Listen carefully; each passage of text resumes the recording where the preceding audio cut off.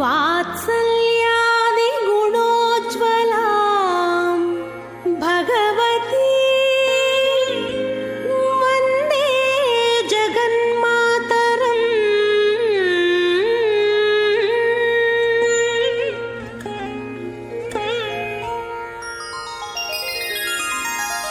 पद्मावती पाहि अलमेल मंगा, पद्मनाभ प्रिया अलमेल मंगा, पद्मोद्भवा पाहि अलमेल मंगा, पद्मालया पाहि अलमेल मंगा, अलमेल मंगा, अलमेल मंगा पाहि हरि। ஸ்ரீ வெங்கடேஸ்வரா பக்தி சேனல் திருச்சுகனூரிலிருந்து நேரடியாக ஒளிபரப்பும் ஸ்ரீ வெங்கடநாயகன் சமேத ஸ்ரீ அலர்மேல் மங்கை தாயாரின் திருக்கல்யாண உற்சவத்தை சின்னத்திரையின் வாயிலாக காண வந்திருக்கும் பக்தர்களை இனிதே வரவேற்கிறது. எம்பெருமானின் திருமார்பில் மறு என்று ஒரு அடையாளம் உண்டு. பரிபூர்ணமான இப்படி அப்படி என்று வர்ணிக்க இயலாதபடி பிரசித்தமான தேஜஸோடு கூடிய மறு இவனது பரத்துவத்தை குறிக்கும் முக்கிய அடையாளமாம். அது அகலாது இவன் மார்பிலேயே இடம் பிடித்து நீங்காத செல்வமாக இருக்கிற அலர்மேல் மங்கையின் திருவடிகளே காணும் செம்பஞ்சு குழம்பு சாயமாம். வேதாந்தாக தத்துவச்சின்னாம் முரபி துரசி யத்பாத சின்னைஹி தளந்தி. இவளின் பாதகமலங்கள் பட்ட வடுவே ஸ்ரீமரு. இதுவே இவனுக்கு பரத்வ சின்னமாக அமைந்தது. இருவரின் சேர்த்தீரே தாம் நமது வேண்டுதல்களை நிறைவேற்ற வேண்டும். சுவாமி ஸ்ரீ தேசிகன் ஸ்ரீ ஸ்துதியில் நிஷ்பிரத்யூக பிரணய கடிதம் தேவி நித்யானபாயம் விஷ்ணுஸ்துவம் சேத் அனவதே குணம் தன்மவன் யோன்யலக்ஷ்யம் சேஷச்சித்தம் விமல மனசா மௌலயஷ ஸ்ருதீனாம் சம்பத்யந்தே விஹரணவிதோ யசசையா விசேஷாக என்கிறார். இதோ திருக்கண் திறந்து நம்மளை கண்டு ரட்சிக்க வேணும் தாயார். இஸ்லோகத்தில் சுவாரஸ்யமான பதம் நிஷ்பிரத்யூக பிரணய கட்டிதம் என்பது. இடையூறே இல்லாத அன்பால் பிணைந்து வைப்பதான திவ்ய தம்பதிகளின் உறவு என்றால் இந்த திவ்ய தம்பதிகளை வணங்கும் வேண்டியும் பூஜித்தும் இருக்கும் தம்பதியினரிடையே எந்த பிரிவும் அற்று இருக்கும் அல்லவா. நித்திய அனபாயம் எக்காலத்திலும் எந்த தேசத்திலும் எந்த நேரத்திலும் பிரிவு என்பதே இராது. நிரவதி குணம் என்பது எல்லையற்ற குணச்சிறப்பை உடையவர்கள் இவர்கள். அந்யோன்ய லட்சியம் இருவருடைய குணநலன்களும் வேறு எவருக்கும் இல்லாத சிறப்பு உடையது. எம்பெருமானின் பேச்சுக்கு இவள் இசைவு காட்டியும் பிராட்டியின் புருவ நெருப்பிலேயே எம்பெருமான் இவளின் எண்ண அலைகளை புரிந்து கொண்டும் பக்தர்களுக்கு அனுகரிப்பானாம். தாயாருக்கு இவனே இசைந்த பொருத்தம். அத்தனை அந்யோன்யம். இப்படி இருக்கும் இந்த திவ்ய தம்பதிகளின் திவ்ய கடாட்சங்களை பெறுபவர்களுக்கு என்ன குறை இருக்கப் போகிறது? அந்யோன்ய இத்தம்பதிகளுக்கு எப்போதும் எக்காலத்திலும் இருப்பதால் பக்தர்கள் இவர்களை அணுகி வேண்டி நிற்க பயமே இல்லை. தயாதேவியான அலர்மேல் மங்கை இவனுக்கு சகதர்மச்சாரணியாக இருக்கும் வரை நமக்கு எந்த குறையோ பயமோ இல்லை. இந்த திவ்ய தம்பதிகளை அணுகி இவர்கள் திருவடியிலே படிந்து நமக்கு என்ன தேவையோ அதை வேண்டி பெற்று கொள்ளலாம். பக்தர்கள் பக்கமாகவே இருப்பாள் அல்லவா இந்த லோகமாதா. தாய் அல்லவா.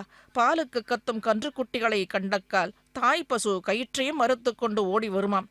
அதை போன்று நம் துக்கத்தை நம் கண்ணீரை கண்டக்கால் க்ஷணமும் இந்த தயாதேவிக்கு பொறுக்க மாட்டாள்.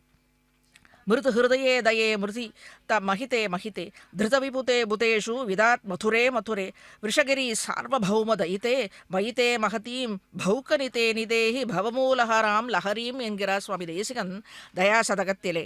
இந்த தயாதேவியின் அலமேல் மங்கையே தயாதேவியாக இவன் மார்பிலே அமர்ந்து கொண்டு வரும் பக்தர்களுக்கு அனுகிரகிக்கவே காத்து கொண்டிருக்கிறாள். வரங்களை அள்ளித்தரும் தயாதேவி உள்ளம் மிகவும் மென்மையானது. பக்தர்களின் மீது உள்ள அன்பால் அவர்கள் சிறு துன்பத்தை அனுபவித்தாலும் பொறுத்து கொள்ள மாட்டாளாம். சாஸ்திரங்கள் தெரிந்த தேவர்களுக்கு அவர்கள் வேண்டும் பலன்களையும் அளிக்கிறாள். இந்த பூவுலகிலே வேறு வேறு வெறுப்படைந்தவர்கள், சாஸ்திரங்களிலே கால் தாழ்ந்தார்கள், சம்சார பந்தத்திலேயே அழுந்து இருப்பவர்கள் மோட்சானந்தத்தையும் அளிக்கிறாள். அதுவும் சாஸ்திரங்களில் சிறந்த ஆச்சாரியர்களை கொண்டு ஹிதமான உபதேசங்களையும் பக்தர்களுக்கு செய்வித்து திருத்துகிறாள். பத்மாவதி தாயாரான தயாதேவி இசையுப்படி பக்தர்களை காக்க வந்த திருவேங்கடநாதன் தேவியிடத்தே அளவற்ற பிரியம் கொண்டுள்ளான். சர்வ மங்களங்களுக்கும் உறைவிடமாக தாயார் பக்தர்களுக்கு எல்லா விதமான நன்மைகளையும் செய்து அருள்கிறான். இதோ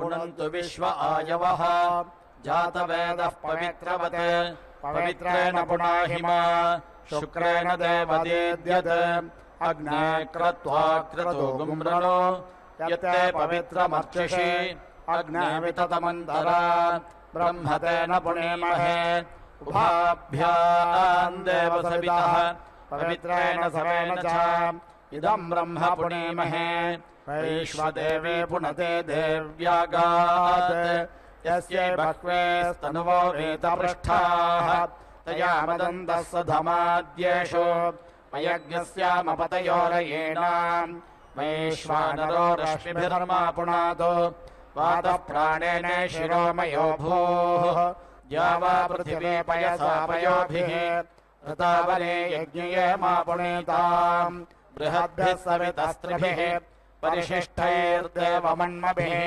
अग्ने दक्षैः पुनाहिमा येन देवा अपुनत येनापो दिव्यङ्गशः येन दिव्येन ब्रह्मणा इदम् ब्रह्म पुणेमहे यः पावमानेरध्येति ऋषिभिः सम्भृतगम् रसम् सर्वगम् सभूतमश्नादे स्वदितम् मातरिष्वना पावमानेर्यो अध्येते ऋषिभिः सम्भृतगम् रसम् तस्मै सरस्वते दुहे क्षेलगम् सर्पिर्मदोदकम् पावमाने स्वस्तयनेः सुदुग्धाहि पयस्वतेः ऋषिभिः सम्भृतो रसः ब्राह्मणेषु मृतगम् हितम् पावमानेर्दिशन्तु नः इमम् लोकमथो अमुम् कामान् समर्धयन्तु नः देवैर्देवैः समाभृताः पावमानी स्वस्त्ययनीः सुदुघाहि घृतश्च्युतः ऋषिभिः सम्भृतो रसः ब्राह्मणेषु मृतगम् हितम् येन देवाः पवित्रेण आत्मानम् वणते सदा तेन सहस्रधारेण पावमान्यः पुनन्तु मा प्राजापत्यम् पवित्रम् शतोद्यामगम् हिरण्मयम् तेन ब्रह्मविदो वयम् पूतम् ब्रह्म पुणीमहे इन्द्रः सुनीति सह मा पुनातु सोमः स्वस्त्या वरुणः समीच्या यमो राजा प्रणाभिः पुनातु मा जातवेदामोर्जयन्त्या पुनातु भूर्भुवः स्वः संयोरावृणेमहे गातुम् यज्ञाय गातुम् यज्ञपतये देवे स्वस्तिरस्तनः स्वस्तिर्मानुषेभ्यः ऊर्ध्वम् जगातु भेषजम् शन्नो अस्तोद्विपदे शञ्चतुष्पदे ॐ शान्तिः शान्तिः शान्तिः येन ऋषयस्तपसा सत्रमायन्निन्धाना अग्निज्ञस्वाराभरन्तः तस्मिन्नहनिदधेनाके अग्नियमाहुर्मणवस्तेर्नभारयिषम् तम् पत्न्यभिरणो गच्छेम देवा पुत्रे भ्रातृभिरुतवा हिरण्यैः नागम् गृह्णाना स्वकृतस्य लोके तृतीये पृष्ठे अधिरोचने दिवः आवाचो मध्यमरुहद्भुरन्युरयमग्ने सत्पदिश्चेकितानः पृष्ठे पृथिव्यानि दोद्दवेद्यो ददधस्पद कृणुताङ्गे प्रतन्यवाः अयमग्निर्वीरतमो वयोधा सहस्रियो योदतामप्रयुज्झन् विभ्राजमानः शरीरस्य मध्य उपप्रयाहि दिव्यानि धामान् सम्प्रत्यवध्वमुपसम्प्रयाताग्ने पथो देवयानान् कृणुध्वम् पुनः कृण्वाना पितरा युवानान् पादाग्रसे त्वयुतन्त्वमेतम् उद्बुध्यस्वाग्ने प्रति जागृहीत्वमिष्टा पूर्ते सृजेधा वयम् च अस्मिन् सधस्थे अद्युत्तरस्मिन् विश्वे देवा यजमानश्च सीदताम् येन वहासि सहस्रं येनाग्ने सर्ववेदसम् तेन मयि यज्ञन्नो नयस्वर्देवेषु गन्तवे अयन्ते यो न ऋत्वियो यतो जातो अरोह चथाः तञ्जानन्नग्न आरोहधानो वर्धयारयम् तपश्च तपस्यश्च शैशिराऋतो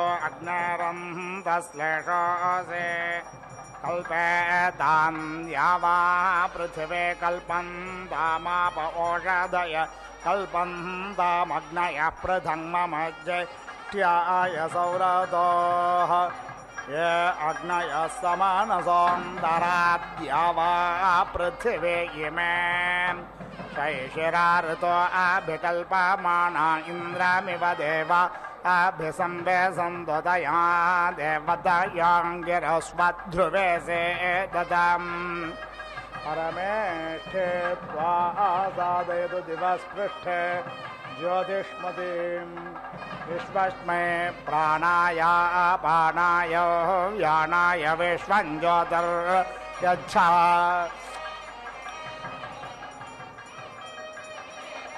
सूर्यस्ते धीपतिस्तया देवतायाङ्गिरस्व ध्रुवासेदा लोकं प्रणच्छद्रं प्रणाथोऽसेदध्रुवा त्वम् इन्द्राग्ने त्वा बृहस्पतिरश्मिन् योना अशेषदन् ता अस्य सोददोहस सोमग्नश्रेणन्त प्रश्नायः जन्मन् देवानां विसस्तृष्वारो जने दिवः इन्द्रं विश्वा अवेवृधं समुद्रव्याजसङ्गिराः कथितमग्नरथीनां वाजानाज्ञसत्पदिं पतिम् प्रोथदश्वो नयवास विष्यन्यदामः संवरणात्यस्थाद् आदस्य वातो अनवादिशोचरधस्मते प्रजानं कृष्णमस्ते आयोष्टा सदने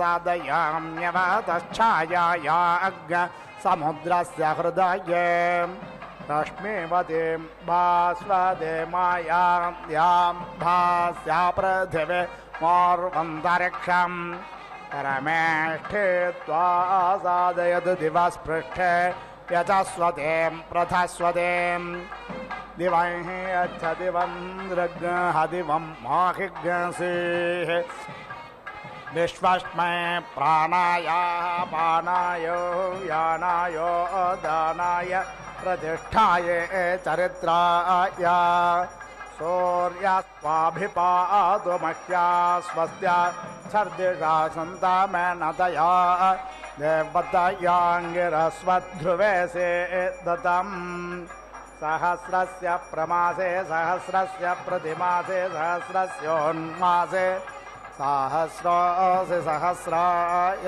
त्वा नमस्ते रुद्रमन्यव उतो दक्षवे नमः बाहुभ्याः मुदते नमः याते रुद्रशिवा तनो रघोरापापकाशिनी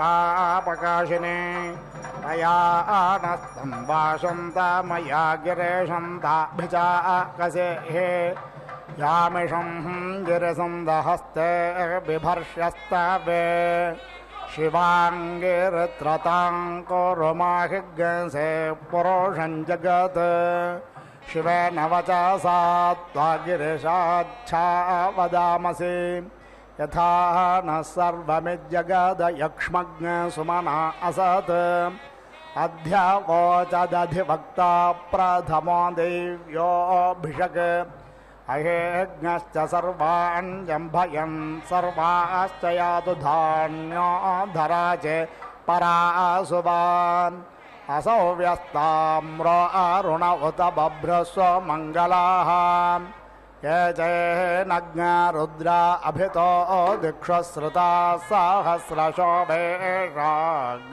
हेलयीमहे असव्यो वसर्पदिनीलग्रीवो विलोहितः उतैनं गोपा अदृष्टन्नदृष्टन् दहार्यस्य दृष्टो मृळयातिनः नमोऽस्तु नीलग्रीवाय सहस्राक्षाय मेघुषे अथो ये अस्य सत्त्वानो हन्तेभ्यो करन्नमः प्रमुञ्च धन्वानस्त्वमुभयोरार्त्म्योर्ज्याम् याश्च ते हस्त इषवः पराता भगवो वप वेद्यं धनः कपर्दिनो विशल्यो बाणवां उत अनेशन्नस्य या इषव आभुरस्य निषङ्गधिः परेते धन्वनो हेतिरश्मान् ऋणक्त्व विश्वतः अथो य ईषुधिस्तवारे अस्मन्निधे हितम् या ते हेतिर्मेः हृष्टमहस्ते बभूव ते धनुः तयास्मान् विश्वसस्त्वमयक्ष्मया परिभुजा अवतत्य धनुष्टग्सहस्राक्षशते शुधे निशीर्य शल्यानां मुखा शिवो न सुमना भव नमस्त आयुधायानाः तताय धृष्णवे उभाभ्यामुदते नमो बाहुभ्यां तव धन्वने मानो महान्तमुतमानो अर्भगं मान उक्षन्तमुतमान उक्षितं मानो वधे पितरं मातमातरं मानः प्रियास्तम्भो रुद्ररीर्षः मानस्तोकेतन ये मान आयुषि मानो गोषु मानो अश्वे सुरेरिषः मानो वीरान् रुद्रभामिनो वधेर्हविष्मन्तः सदमित्वा हवामहे नमो हिरण्यबाहवे सेनान्यदिशां च पतये नमो नमो वृक्षेभ्यो हरिकेशेभ्यः पशूनां पतये नमः नमः षष्पिञ्जराय द्विषे मते पथीनां पतये नमो नमो हरिकेशायोपवीतिने पुष्टानां पतये नमः नमो बभ्रुषाय व्याधिने नानां पतये नमो नमो भवस्य ते जगतां पतये नमः नमो रुद्राय आदतायिने क्षेत्राणां पतये नमो नमः सूतायाहं देवनानां पतये नमः नमो रोहिताय स्थपतये वृक्षाणां पतये नमो नमो भुवन्तये वारिवस्कृतायौषधीनां पतये नमः नमो मन्त्रिणे वाणिजाय कक्षानां पतये नमो नमः उच्चैर्घोषाय क्रन्दयते पद्दीनां पतये नमः नमः कृष्णाय ताय धावत सत्त्वानां पतये नमो नमः सह मानाय व्याधिन आव्याधिनेनां पतये नमः नमः ककुभाय निषङ्गिने स्तेनानां पतये नमो नमो निचरवे परिचरायारण्यानां पतये नमः नमो वञ्चते परिवञ्चते स्थायूनां पतये नमो नमो निषङ्गिन यशुधिमते तस्काराणां पतये नमः नमस्कृतायेभ्यो जिघाज्ञसद्भ्यो मुष्णतां पतये नमो नमो सिमद्भ्यो नक्तञ्जरद्भ्यो विकृन्तानां पतये नमः नमः उष्णेशिने गिरिचराय कुलुञ्चानां पतये नमो नमः यशुमद्भ्यो धन्वायेभ्यश्च वो नमः नमः आतन्वानेभ्यः प्रतिदधानेभ्यश्च वो नमो नमः आयश्चद्भ्योऽस्यद्भ्यश्च वो नमः नमो विसृजद्भ्यो विद्यद्भ्यश्च वो नमो नमः स्वपभ्यो जाग्रद्भ्यश्च वो नमः नमः शयानेभ्यः आशेनेभ्यश्च वो नमो नमः तिष्ठद्भ्यो धावद्भ्यश्च वो नमः नमः सभाभ्यः सभापतिभ्यश्च वो नमो नमः श्वेभ्यो श्वापतिभ्यश्च वो नमः नमः व्याधिनेभ्यो विविध्यन्तेभ्यश्च वो नमो नमः उगणाभ्यस्त्रिघ्नहतेभ्यश्च वो नमः नमो गणेभ्यो गणपतिभ्यश्च वो नमो नमो व्रातेभ्यो व्रातपतिभ्यश्च वो नमः नमो गृत्सेभ्यो गृत्सापतिभ्यश्च वो नमो नमो विरूपेभ्यो विश्वरूपेभ्यश्च वो नमः नमः सेनाभ्यः सेनानेभ्यश्च वो नमो नमो रथेभ्यो अरथेभ्यश्च वो नमः नमः क्षत्रेभ्यः सङ्ग्रहेतृभ्यश्च वो नमो नमो महद्भ्यो अर्भकेभ्यश्च वो नमः नमस्तक्षभ्यो रथकारेभ्यश्च वो नमो नमः कुलालेभ्यः कर्मारेभ्यश्च वो नमः नमो निषादेभ्यः पुञ्जिष्टेभ्यश्च वो नमो नमः श्वनेभ्यो मृगयुभ्यश्च वो नमः नमस्वभ्यश्वपादिभ्यश्च वो नमो नमो भवाय च रुद्राय च नमः शर्वाय च पशुपतये च नमो नीलग्रीवाय च सितिकण्ठाय च नमः कपर्दिने च व्युप्तकेशाय च नमः सहस्राक्षाय च शतधन्वने च नमो गिरिशयाय च शिपिविष्टाय च नमो मेह्लुष्टमाय च सोमते च नमो ह्रस्वाय च वामनाय च नमो बृहते च वर्षीयसे च नमो वृद्धाय च सवृधे च नमो ग्रियाय च प्रथमाय च नमः आशवे च जिराय च नमः शेघ्रियाय च शेभ्याय च नमः ऊर्म्याय च वस्पन्याय च नमो नादेयाय च द्वीप्याय च नमो ज्येष्ठाय च कनिष्ठाय च नमः पूर्वजाय च परजाय च नमो मध्यमाय च बगल्भाय च नमो जघन्याय च बुध्न्याय च नमः स्तोभ्याय च प्रतिसर्याय च नमो याम्याय च क्षेम्याय च नमः श्लोक्याय च वशान्याय च नमः उर्वर्याय च खल्याय च नमो वह्न्याय च कक्ष्याय च नमः श्रवाय च प्रतिश्रवाय च नमः आसुषेनाय च आसुरधाय च नमः शूराय च वभेदिने च नमो बिल्मिने च कवचिने च नमो वर्मिने च वरोधिने च नमः श्रुताय च श्रुतशेनाय च नमो दुन्दुभ्याय च हरण्याय च नमो धृष्णवे च प्रमृषाय च नमो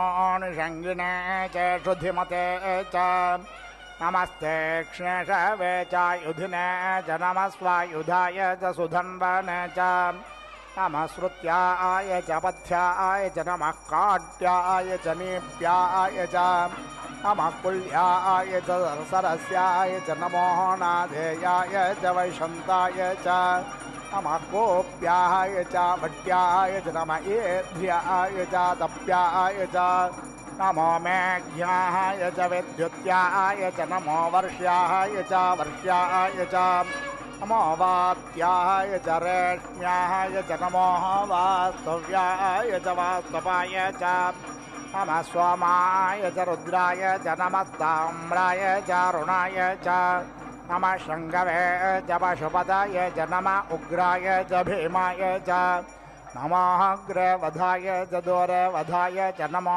हन्द्रे च हनीयसे च नमो वृक्षेभ्यो हरिकेशेभ्यो नमस्तराय नमः शम्भवे च मयो भवे च नमः शङ्कराय च मयस्कराय च नमः शिवाय च शिवधराय च नमः पार्याय च बाहुर्याय च नमः प्रतरणाय चोत्तरणाय च नमस्तेथ्याय च कोल्याय च नमः सष्प्याय च फेन्याय च नमः सिकत्याय च प्रभाह्याय च नमः किग्नशिलाय च क्षयनाय च नमः कपर्दिने च पुलस्तिने च नमः हिरण्याय च प्रपथ्याय च नमो वृद्ध्याय च गोष्ठ्याय च नमः स्थल्प्याय च गेह्याय च नमो हृद्याय च निवेश्याय च नमः काट्याय च गक्वरेष्ठाय च नमः शुष्क्याय च हृत्याय च नमः पाग्सव्याय च रजस्याय च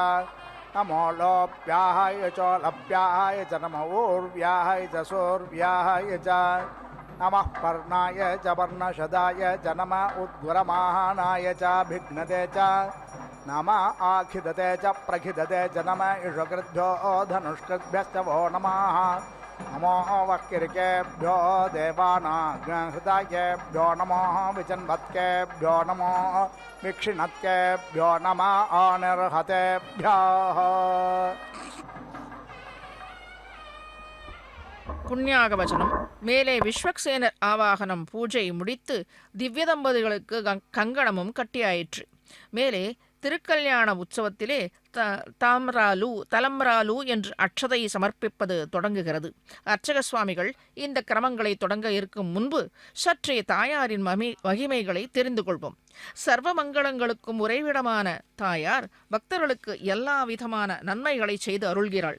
ஆகவே பக்தர்களுக்கு இவளை கண்டு களித்து தொழ இனிமையானவளாக இருக்கிறாள். பக்தர்களின் அறியாமையால் வந்த துன்பங்கள் பாப்பங்கள் ஒரு பெரிய மரம் போலே வளர்ந்து கொண்டே போகிறது. இதை தவிர்க்க இவள் இடத்திலே சரண் அடைந்து நம்மை காக்கும் பொறுப்பை இவளிடத்திலேயே சமர்ப்பிக்க வேணும்.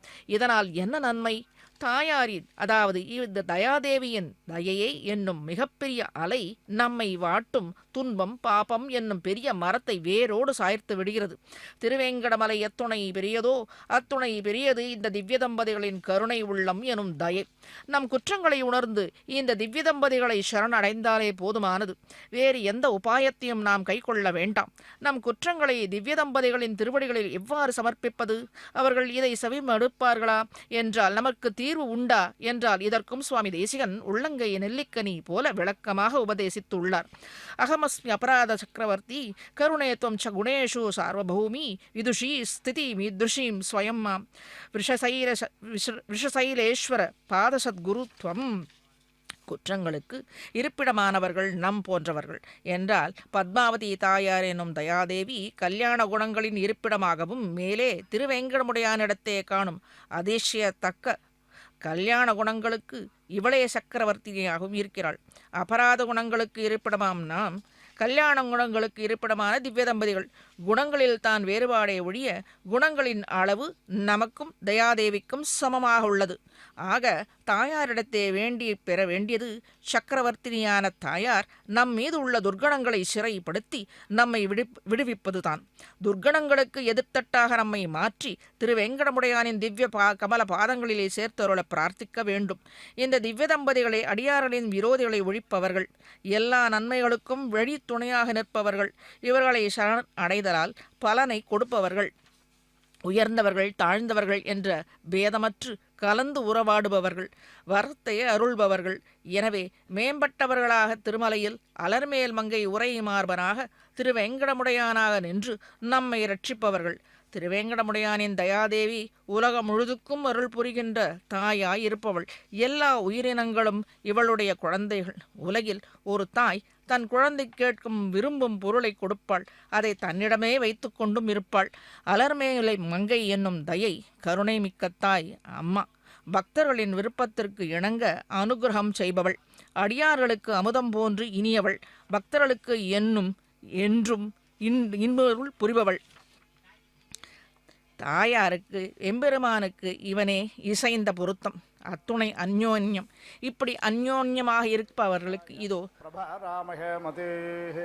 யதா சமசத்விபதே சதுஷ்பதே விஸ்வம் புஷ்டங்கிராமே அஸ்மின்னாதுரம் யாதே ருத்ரசிவா தனோ சிவா விஸ்வாஹ பேஷஜே சிவரிதஸ்ய பேஷஜே தயாஹ நோம்லஜீவசே பரிணோ ஹேதே ருத்ரஸ்ய விருஜ்யாத் பரித்வேஷஸ்ய துர்மதிர்மஹி கோத் அவஸ்திரா மகவத்யஸ்தனுஷ்வமேಢ்வஸ்தோகாயதனாயாய மிருளः மேலோட்டம சிவதம சிவோ ந சுமனாः பவா பரமே விரக்ஷாயோதன் நிதாய கிருத்தியம் வசான ஆச்சாரபினாः கம்பிப்ரதாகஹி விகேரித்ரவிலோஹித நமஸ்தே அஸ்து பகவः யாஸ்தே சஹஸ்ரஜ்ஞேதயோன்யமஸ்மன்னிவாபந்து தோः சஹஸ்ராணி சஹஸ்ரசோ பாஹ்வோஸ்தவ ஹேதயः தாசாமீஷாः नो भगवपराचेन मुखा आकृधि असङ्ख्याता सहस्राणि ये रुद्रादिभूम्याम्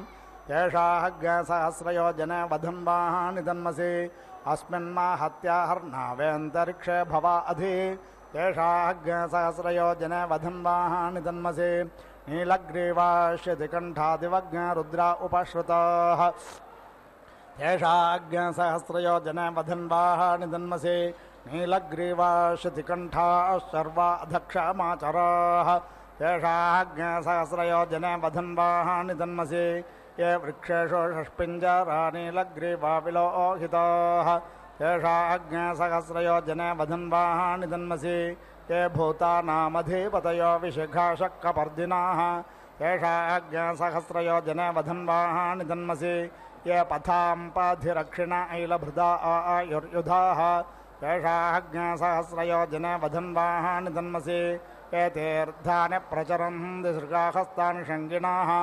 तेषाज्ञसहस्रयोजने वधन्वाहानि धन्मसि येषु विविध्यन्ति पात्रेषु पिबतो जनान् तेषाज्ञसहस्रयोजने वधन्वाहानि धन्मसि य एतावन्तश्च भूयाज्ञसश्च दिशोः रुद्रावेतस्थिरे तेषाज्ञसहस्रयोजने वधन्वाहानि धन्मसि नमोऽस्तु रुद्रेभ्यो ये दिवि येषां वर्षमिषवः तेभ्यो दश प्राचेर्दश दक्षिणा दश प्रदेचेर्दशो देचेर्दशोर्ध्वाः तेभ्यो नमो अस्तु तेनो मृळयन्तु तेनो वन्तु ते यं विष्मो यश्च नो त्वेटितमेषाञ्जम्भे दद्मः नमोऽस्तु रुद्रेभ्यो येऽन्तरिक्षे येषां वात इषवः तेभ्यो दश प्राचेर्दश दक्षिणो दश प्रदेचेर्दशो देचेर्दशोर्ध्वाः तेभ्यो नमो अस्तु तेनो मृळयन्तु तेनो वन्तु ते यं विष्मो यश्च नो त्वेटितमेषाञ्जम्भे दद्मः नमोऽस्तु रुद्रेभ्यो ये पृथिव्यां येषामन्नमिषवः तेभ्यो दश प्राचेर्दश दक्षिणो दश प्रदेचेर्दशो देचेर्दशोर्ध्वाः तेभ्यो नमो अस्तु तेनो मृळयन्तु तेनो वन्तु ते यं विष्मो यश्च नो त्वेटितमेषाञ्जम्भे दद्मः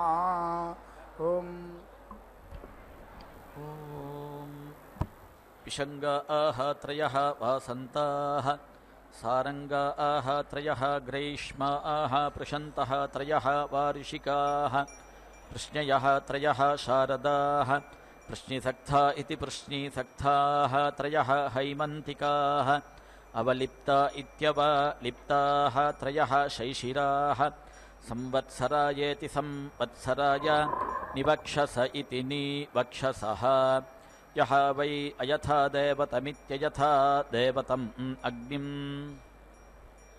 छिनुते एति देवताभ्यः वृष्यते एपापीयान् भवति यः यथा देवतमिति यथा देवतं न देवताभ्यः एति वृष्यते एवसीयान् भवति आग्नेय्या गायत्र्या प्रथमां चितिम् अभीति मृषेत् त्रिष्टुभा द्वितीयां जगत्या तृतीयाम् अनुष्टुभेत्यनुस्तुभा चतुर्थीं पङ्क्त्या पञ्चमीं यथा देवतमिति यथा देवतम् एव अग्निं छिनुते न देवताभ्यः एति वृष्यते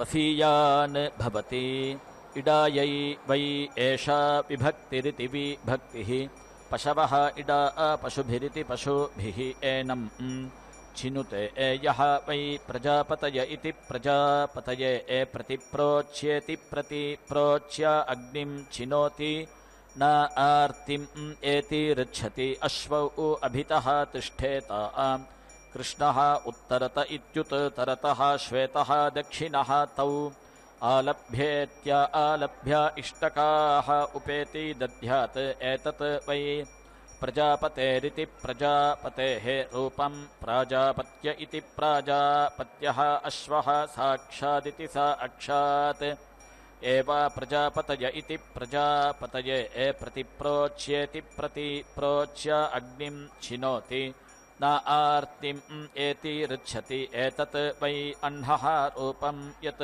श्वेतः अश्वः रात्रियै कृष्णः एतत् अह्नः रूपं यत् इष्टकाः रात्रियै पुरीशम् इष्टकाः उपधास्यन्नित्युपाधास्यन् श्वेतम् अश्वम् अभीति मृषेत् पुरीशम् उपधास्यन्नित्युपाधास्यन् कृष्णम् अहोरात्राभ्यामित्यहः रात्राभ्याम् एव एनं छिनुते हिरण्यपात्रमिति हिरण्यपात्रम् मधोः पूर्णं ददाति मधव्यः असानि इति सौर्या चित्रवत्येति चित्रवत्या अवेति ईक्षते चित्रम् एव भवति मध्यन्दिने अश्वम् अवेति घ्रापयति असौ वै आदित्यः इन्द्रः एषः प्रजापतिरिति प्रजापतिः प्राजापत्य इति प्राजापत्यः अश्वः तम् एव साक्षादिति सा अक्षात् रुध्नोति त्वाम् अग्ने वृषभं चेकितानं पुनः युवानं जनयन् उपागामित्युपा आगाम् अस्थूरि नः गार्हपत्यानीति गार्हपत्यानि सन्तो तिग्मेन नः ब्रह्मणा समिति शिशाधि पशवः वै एते यत् इष्टकाः चित्या अञ्चित्यामिति चित्यां वृषभम् उपेति दधाति मिथुनम् एव अस्या तत् यज्ञे करोति प्रजननायेति प्रजननाय तस्मात् यूथे यूथ इति यूथे ऋषभः संवत्सरस्येति संवत्सरस्य प्रतिमामिति प्रतिमां यां त्वा आरात्रि उपासत इत्युपासते प्रजामिति प्राजां सुवीरामिति सुवीरां कृत्वा विश्वम् आयुः वीति अश्न्यवत् प्राजापत्यामिति प्राजापत्याम् एताम् उपेति दधाति इयं वा एषा एकाष्टकेत्येका अष्टका यत् एव एकाष्टकायामित्येका अष्टकायाम् अन्नं क्रियते एतत् एव एतया अवेति रुन्धे एषा वै प्रजापतेरिति प्रजापतेः कामदुघेति कामदुघा तया एव यजमानः अमुष्मिन् लोके अग्निं दुहे येन देवाः ज्योतिषा ऊर्ध्वाः उदायन्नित्युत आयन् येन आदित्याः वसवः येन रुद्राः येन अङ्गिरसः महिमानम् आनशुः तेन हेतु यजमानः स्वस्ति सुवर्गायेति सुवहागाय वै एषः लोकाय क्षीयते यत् अग्निः येन देवाः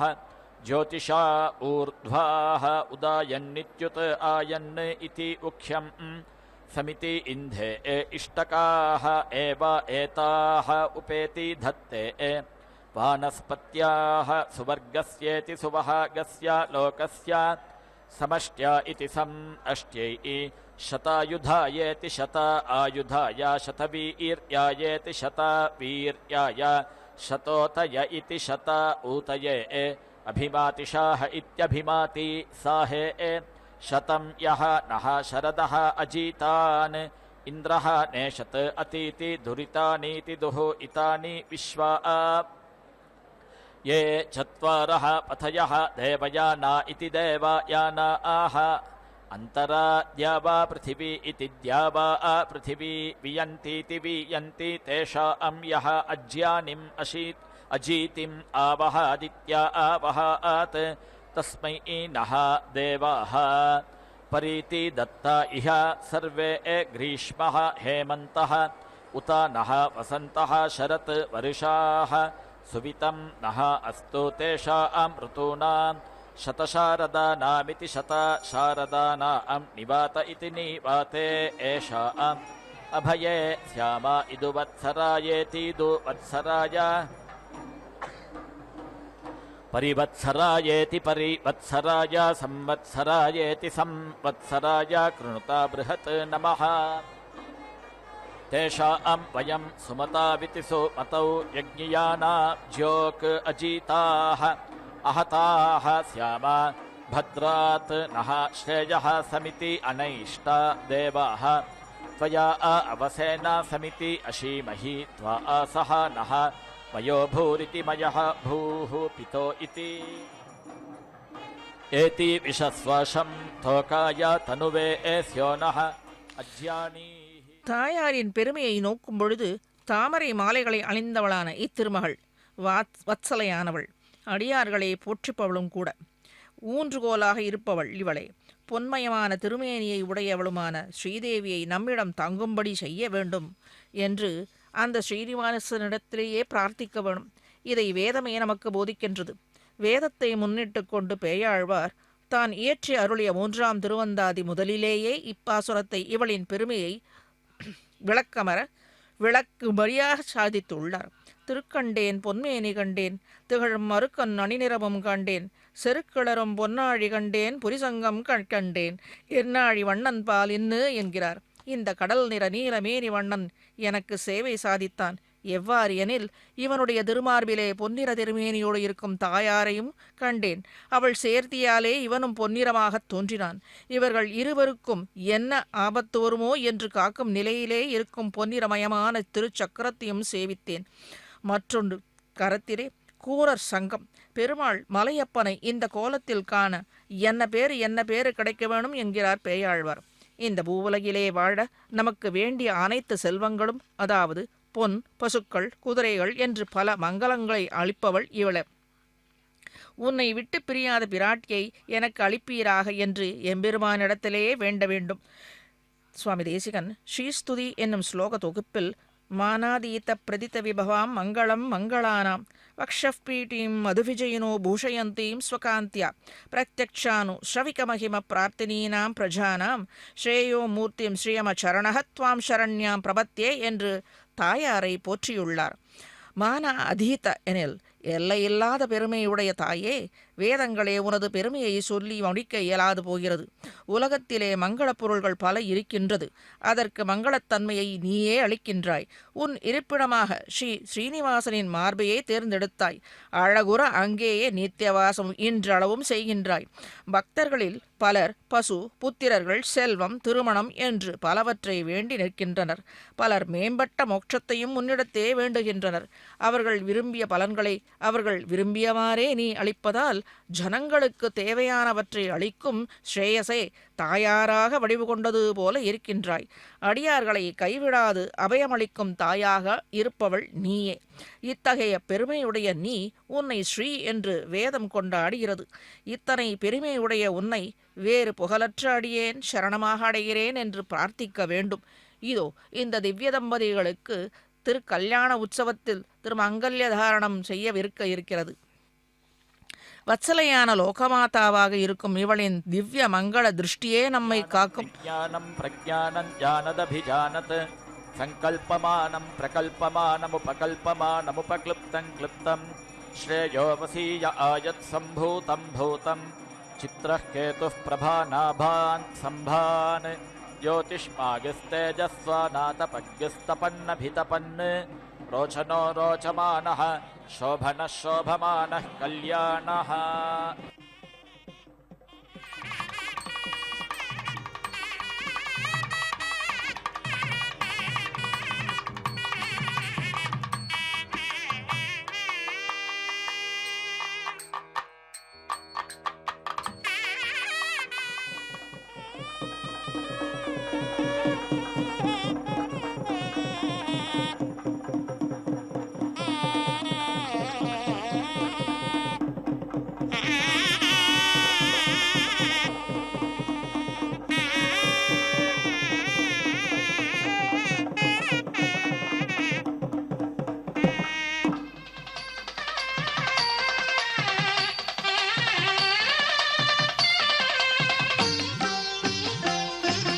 నెలమూడు శోభనాలు నీకు నతనికి తగును.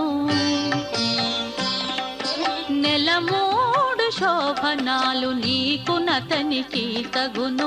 కలకాలము నిత్య కళ్యాణమమ్మ కళ్యాణమమ్మ కళ్యాణమమ్మ.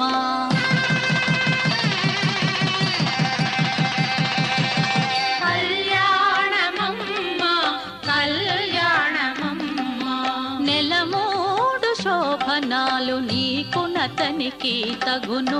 కలకాలము నిత్య కళ్యాణమమ్మ కళ్యాణమమ్మ కళ్యాణమమ్మ కళ్యాణమమ్మ కళ్యాణమమ్మ.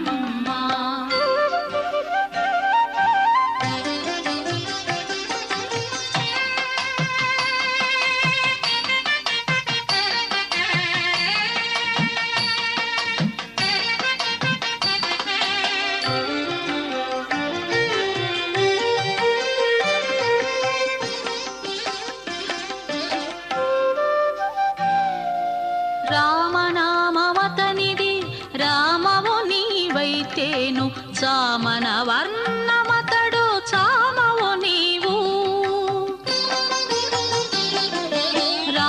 రామనామమతనిది రామవు నీవైతేను చామన వర్ణమతడు చామవు నీవు వామనుడందురతని వామనయనవు నీవు వామనుడందురతని వామనయనవు నీవు ప్రేమ భూమికిద్దరికి పేరు బలమొకటే కళ్యాణమమ్మ కళ్యాణమమ్మ కళ్యాణమమ్మ కళ్యాణమమ్మ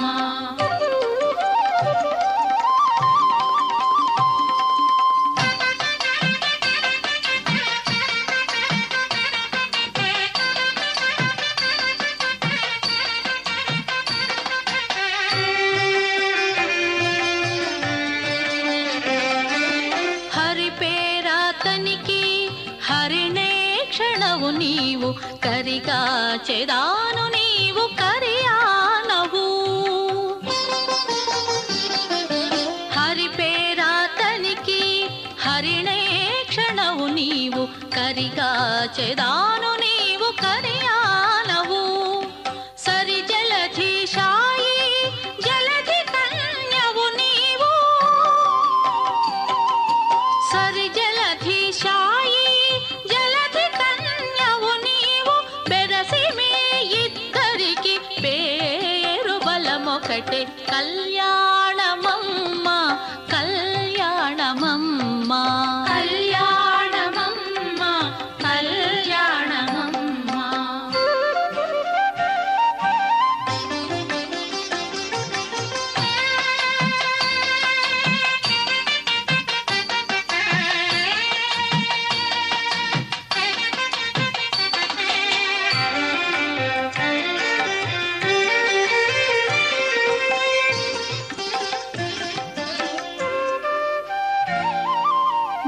జలజనాభుడతడు జలజముఖివి నీవు అలమేలు మంగవు నిన్నలమే తాను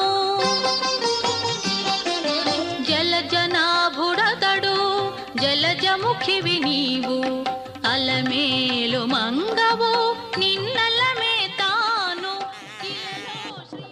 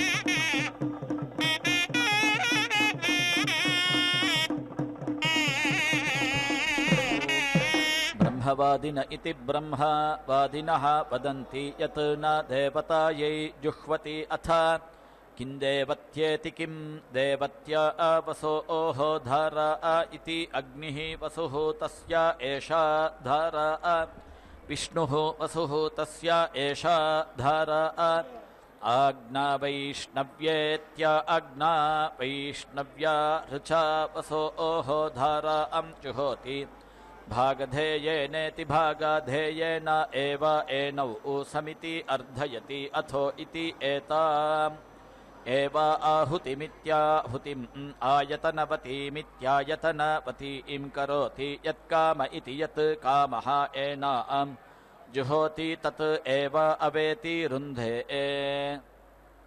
रुद्रः वै एषः यत् अग्निः तस्य एते इति तनुवौ घोरा अन्या शिवा अन्या यत् शतरुद्रीयमिति शतरुद्रीयं जुहोति या एव अस्य घोरा तनूः तां तेन शमयति यत् वसोः धारां जुहोति या एव अस्य शिवा तनूः तां तेन प्रीणाति यः वै वसोः धारायै प्रतिष्ठामिति प्रतिष्ठां वेद प्रतीति एव तिष्ठति यत् आज्यम् उच्छिष्येतेत्युत् शिष्येत तस्मिन् ब्रह्मोदनमिति ब्रह्म ओदनं पचेत् तं ब्राह्मणाः चत्वारः प्रेति अश्नीयुः एषः वै अग्निः वैश्वानरः यत् ब्राह्मणः एषा खलु वै अग्नेः प्रिया तनूः यत् वैश्वानरः प्रियायाम् एव एनां तनुवां प्रतीति स्थापयति चतस्रः धेनूः दद्यात् ताभिः एव यजमानः अमुष्मिन् लोके अग्निं दुहे चित्तिं जुहोमि मनसा घृतेन इति आह अदाभ्या वै नाम एषा आहुतिरित्याहुतिः वैश्वकर्मणीति वैश्वकर्मणि न एनं चिक्यानं भ्रातृव्यः दप्नोति अथो इति देवता आह एव अवेति रुन्धे अग्ने एतम् अद्य इति पङ्क्त्या जुहोति पङ्क्त्या आहुत्येत्याहुत्य यज्ञमुखमिति यज्ञमुखम् एति रभते सप्त ते अग्ने समिध इति सम् इधः सप्त जिह्वाः इति आह होत्र आह एव अवेति रुन्धे अग्निः देवेभ्यः अपेति अक्रामत् भागधेयमिति भागधेयम् यो दीक्षामतिरेचयति सप्ताहं प्रचरन्ति सप्तवैशीर्षण्याः प्राणाः प्राणादीक्षा प्राणैरेव प्राणान् दीक्षामवरुन्धे पूर्णाहुतिमुत्तमाञ्जुहोति सर्वं वै पूर्णाहुतिः सर्वमेवाप्नोति अथो इयं वै पूर्णाहुतिः अस्यामेव प्रतितिष्ठति ॐ नारायणाय विद्महे वासुदेवाय धीमहि तन्नो विष्णुः प्रचोदयात् स्वाहा ॐ महादेव्यै विष्णुपत्न्यै धीमहि तन्नो लक्ष्मीः प्रचोदयात् स्वाहा